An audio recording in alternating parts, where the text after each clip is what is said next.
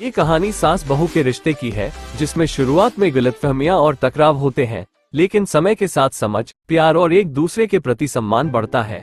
इस कहानी के माध्यम से ये दिखाने की कोशिश की गई है कि यदि सास बहू एक दूसरे को समझे और साथ मिलकर चले, तो उनका रिश्ता बहुत खूबसूरत हो सकता है। तो चलो कहानी की शुरुआत करते हैं। कहानी अच्छी लगे तो लाइक और चैनल सब्सक्राइब करना। एक छोटे से शहर में नैना की शादी का उत्सव मनाया जा रहा है। नैना एक मध्यम वर्गीय परिवार की लड़की है, जो अब विशाल के साथ शादी के बंधन में बंधने जा रही है। विशाल के परिवार में उसकी माँ शकुंतला देवी, सास और एक छोटी बहन है।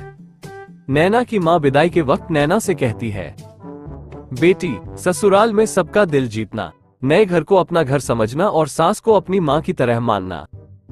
जी माँ, मैं सबको खुश रखने की कोशिश करूंगी। नैना जब पहली बार ससुराल आती है तो उसकी सास शकुंतला देवी उसे ठीक से नहीं जानती, इसलिए दोनों के बीच थोड़ी दूरी बनने लगती है।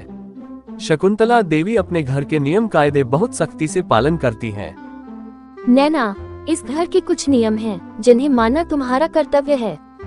समय पर उठना, पूजा करना और घर के कामकाज में मदद करना। जी माँ जी, मैं आपकी बातों का ध्यान रखूंगी। समय के साथ नैना और शकुंतला देवी के बीच गलतफहमियां बढ़ने लगती हैं। नैना नए माहौल में खुद को ढालने की कोशिश करती है, लेकिन कभी कभी अनजाने में उसकी छोटी छोटी गलतियों पर शकुंतला देवी उसे डांट देती है। मां जी, मैं रसोई का काम कर रही थी, इसलिए पूजा के लिए थोड़ी देर हो गई। इस घर में समय का बहुत महत्व है। जब वक्त पर पूजा नहीं होगी तो सब काम बिगड़ जाएंगे। नैना और शकुंतला देवी के बीच के रिश्ते में खटास आ जाती है। नैना को लगता है कि उसकी सास उसे पसंद नहीं करती और शकुंतला देवी को लगता है कि नैना उनके घर के तौर तरीकों को नहीं मानती। विशाल जी, मुझे लगता है माँ जी मुझसे खुश नहीं है। मैं कितनी भी कोशिश करूं, उन्हें मेरे काम में हमेशा कमी नजर आती है। नैना, माँ को समय दो, वह अपने तरीके से चीजें करती हैं, तुम उनसे खुलकर बात करो। एक दिन नैना से रसोई में कुछ गलती हो जाती है, जिससे शकुंतला देवी बहुत नाराज हो जाती है और वह नैना को डांट देती है। नैना खुद को असहज और अपमानित महसूस करती है। तुमसे एक काम भी ठीक से नहीं होता, इस तरह के काम से इस घर की इज्जत कैसे बचेगी? माँ जी, मैंने जानबूझकर ऐसा नहीं किया, मुझसे गलती हो गई। एक दिन विशाल माँ को समझाने की कोशिश करता है। माँ, नैना भी इस घर की बहू है, लेकिन सबसे पहले वह इंसान है, उसे भी समझने और सीखने का मौका दीजिए। हाँ विशाल, तू सही कह रहा है, मैं शायद उसे ठीक से समझ नहीं पाई। उसे एक मौका देना चाहिए। एक दिन शकुंतला देवी नैना के पास जाती है और उससे बातें करती है। वे नैना की समस्याओं और उसकी भावनाओं को समझने की कोशिश करती हैं।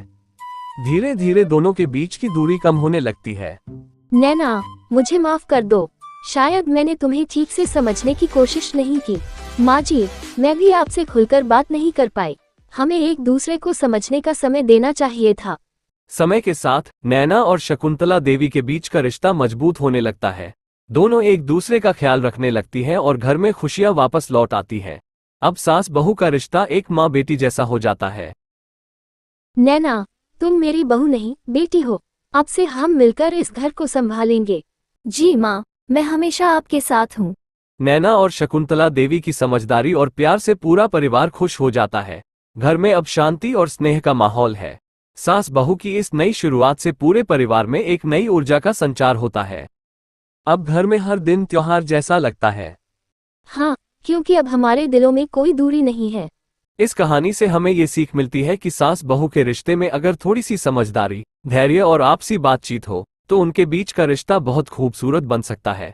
गलतफहमियों और टकराव से रिश्तों में खटास आ जाती है, लेकिन एक दूसरे को समझने और सम्मान देने से रिश्ते मजबूत होते हैं।